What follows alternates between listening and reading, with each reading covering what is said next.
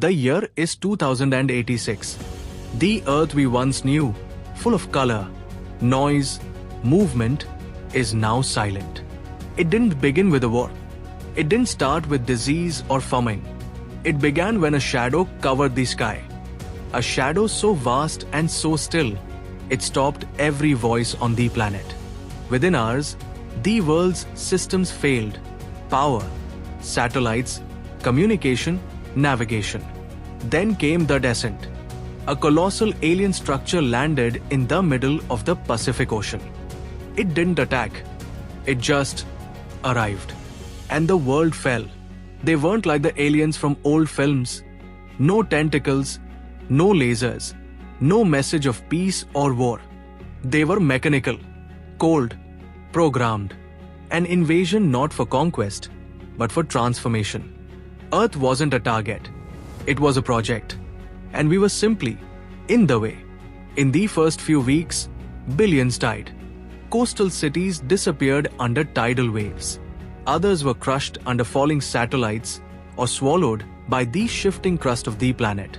Survivors fled underground, carving out shelters beneath the bones of dead cities. Decades passed. The surface became a memory.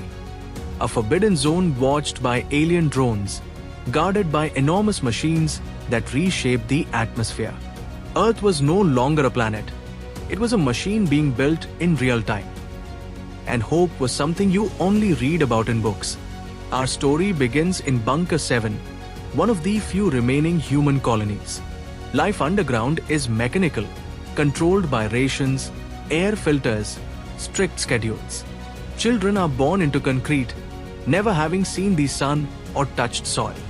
Among them is Qian, a quiet, wide-eyed 11-year-old boy who has never seen the sky but dreams of it every night.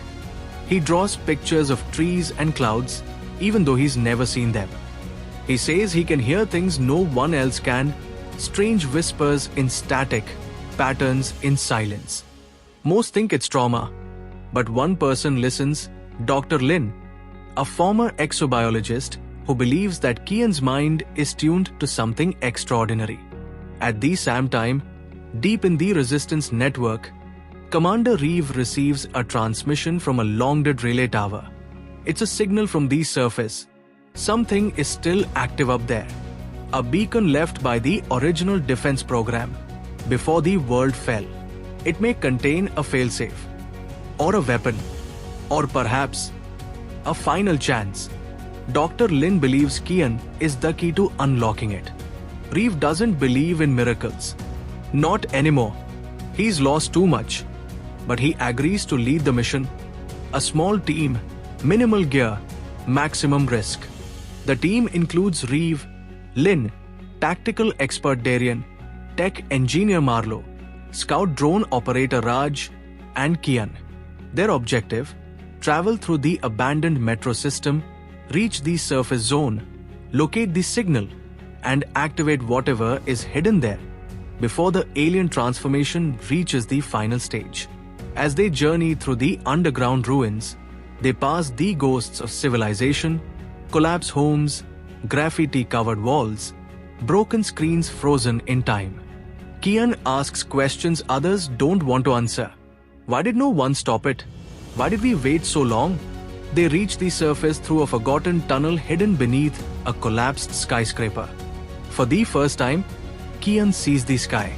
It's grey, silent, and terrifyingly empty. The surface is unrecognizable. Giant alien constructs stretch into the sky like roots from another dimension. The land pulses. The air is heavy with a static hum. The Earth is still here, but it's no longer ours. At the old research facility, they find remnants of an energy chamber. Records indicate it was humanity's final project before collapse. A pulse generator designed to disrupt the aliens' global hive mind. But it lacked a frequency anchor, something organic, something alive. That's where Qian comes in. His brain operates on frequencies the aliens use to communicate. Somehow, through mutation or fate, Qian's biology is attuned to them. He becomes the interface, the living code that can complete the signal. But activating it comes at a cost. The team needs time to configure the pulse generator. While they work, alien drones detect the signal. The countdown begins. They know the location has been exposed. The aliens are coming. As the team prepares the core, Qian begins to change. His body trembles. His eyes flicker. He says the aliens are speaking not with words, but with memory. He sees images of Earth as it was, of its destruction, of its repurposing. He doesn't understand why, but he knows what must be done. Reeve insists on stopping the process.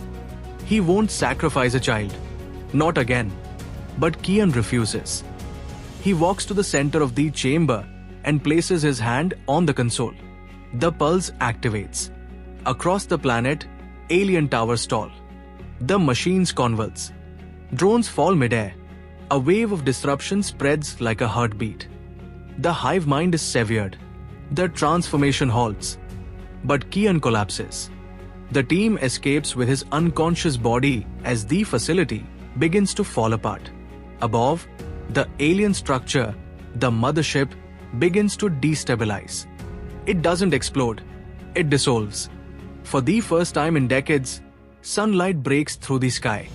Weeks later, humanity begins to emerge. Not many, just a few thousand. But it's enough. Green begins to grow in the cracks of concrete. Birds return to ruined towers. Rivers find their paths again. Qian wakes in a hospital bed, weak but alive. His eyes glow faintly. He asks, "Did it work?"